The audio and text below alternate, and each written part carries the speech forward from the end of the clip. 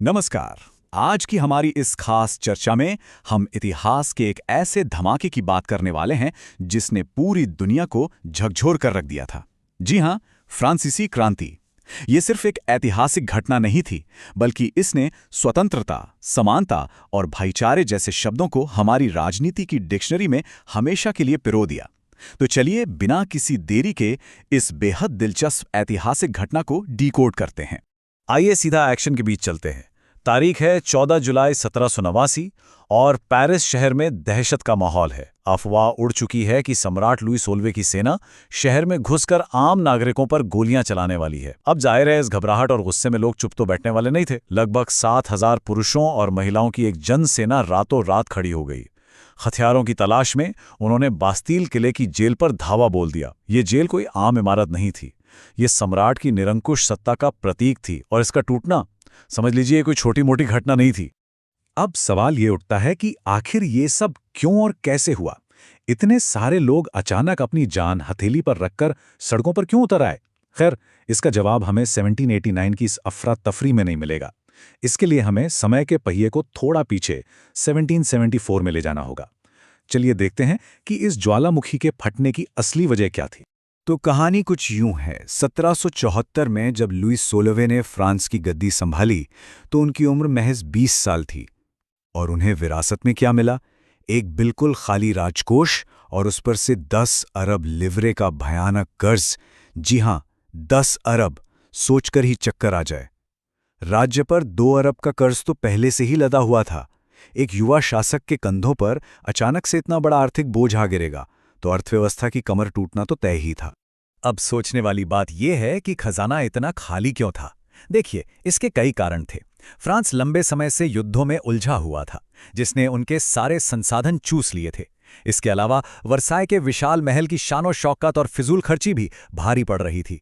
और सबसे बड़ा झटका तब लगा जब फ्रांस ने अमेरिका के 13 उपनिवेशों को ब्रिटेन से आज़ाद कराने में मदद की। इससे कर्ज इतना बढ़ गया कि उधार देने वालों ने सीधे 10% ब्याज मांगना शुरू कर दिया।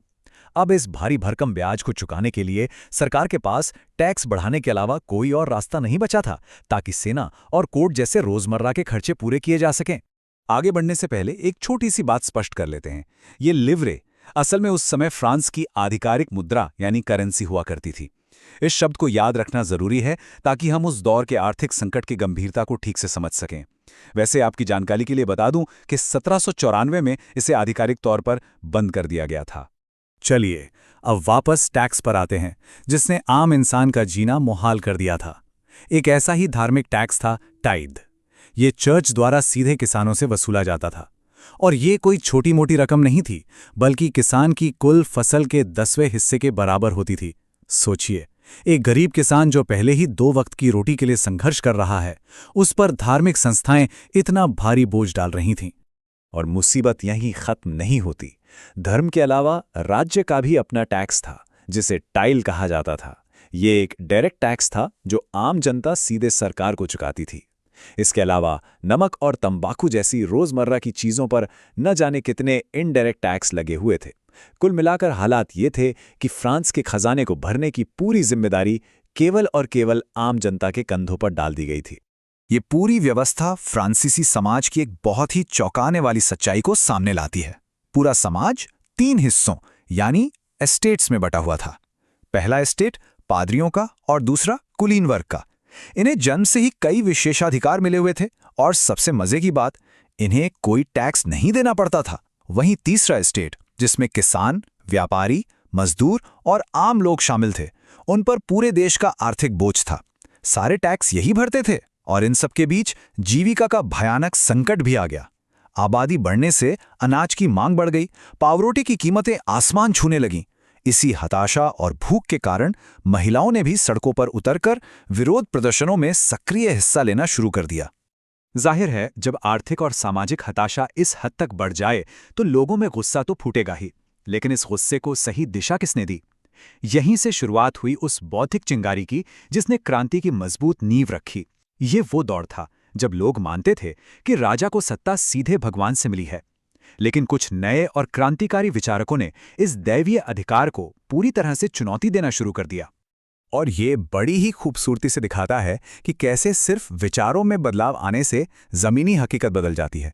जॉन लॉक जैसे दार्शनिक ने राजा के निरंकुश अधिकारों का कड़ाई से विरोध किया। फिर जॉन-जैक रूसो ने एक बहुत ही कमाल का विचार रखा कि जनता और उनके प्रतिनिधियों के बीच एक सोशल कॉन्ट्रैक्ट यानी सामाजिक अनुबंध होना चाहिए। और मॉन्टेस्क्यू ने तो अपनी किताब the spirit of the laws में सरकार की शक्तियों को विधायिका, कार्यपालिका और न्यायपालिका में बांटने की वकालत कर दी। इन बेबाक विचारों ने निरंकुश राजतंत्र की जड़ें हिलाकर रख दी। तो चलिए अब वापस 1789 के उस तूफानी साल में लौटते हैं और देखते हैं कि चीजें कितनी तेजी से बदलीं। मई 1789 में राजा ने नए टैक्स लगाने के लिए एस्टेट्स जनरल की बैठक बुलाई, लेकिन वो पूरी तरह फेल हो गई क्योंकि तीसरे एस्टेट की मांगों को अनसुना कर दिया गया। इसके जवाब में जून में तीसरे एस्टेट ने खुद को नेशनल असेंबली घोषित कर दिया। फिर आई जुलाई और बास्तील का पतन हुआ, जिसके बारे में हमने शुरुआत में बात की थी। शहरों की इस उथल-पुथल का सीधा असर गांवों पर पड़ा। भयभीत और क्रोधित किसानों ने अनाज के भंडार लूट लिए और लगान के कागजात जलाकर राख कर दिए। इसी भारी दबाव के चलते अंततः अगस्त 1789 में सामंती व्यवस्था को हमेशा के लिए खत्म कर दिया गया। अब सवाल है कि इस भारी जन विद्रोह का तुरंत परिणाम क्या निकला। 4 अगस्त 1789 के आदेश ने सच में एक नए फ्रांस को जन्म दिया। निरंकुश राजशाही और सामंतवाद की जगह अब संविधान ने ले ली थी। राजा को संविधान के दायरे में लाया गया। पादरियों के विशेषाधिकार छीन लिए गए, टाइट जैसे टैक्स खत्म कर दिए गए और चर्च की जमीनें जब्त कर ली गईं। आपको जानकर हैरानी होगी कि इस एक कदम से सरकार के हाथ में 20 अरब लिवरे से ज्यादा की संपत्ति आ गई। वाकई ये एक पुराने युग का अंत था। लेकिन क्या व्यवस्था में अचानक हुए इस बदलाव का मतलब हमेशा सबको न्याय मिलना होता है? क्रांतिकारी पत्रकार जॉन पॉल मराट ने एक बड़ी ही तीखी चेतावनी दी थी। उनका कहना था कि जनता का प्रतिनिधित्व अमीरों को सौंप दिया गया है और एक दिन अमीरों का भी वही हश्र होगा जो कुलीन वर्ग का हुआ। और उनकी ये बात काफी हद तक सच भी साबित हुई। 1792 में फ्रांस राजतंत्र से एक गणतंत्र तो बन गया, लेकिन इसके तुरंत बाद 1793 से 1794 के बीच मैक्सिमिलियन रोबेस्पियर के नेतृत्व में आतंक का राज देखा गया, जहां विरोधियों को सीधे गिलोटिन पर चढ़ा दिया जाता था। हालांकि इसी दौर में दासों की मुक्ति का रास्ता भी खुला। महिलाओं ने समानता के लिए अपने क्लब बनाए, जिन्हें वैसे 1946 में जाकर वोटिंग का अधिकार मिला। और इसी अस्थिरता ने आगे चलकर 1804 में नेपोलियन बोनापार्ट की उदय का रास्ता भी साफ किया। तो लबोलुबाब ये है कि सत्ता का बदलना हमेशा समानता की गारंटी नहीं होता, लेकिन स्वतंत्रता और अधिकारों के जो बीज इस क्रांति ने बोए, उनका असर भारत में राजा राम मोहन राय और टीपू सुल्तान तक पहुंचा। और इसी गहरे विचार के साथ हमारी आज की ये चर्चा यहीं समाप्त।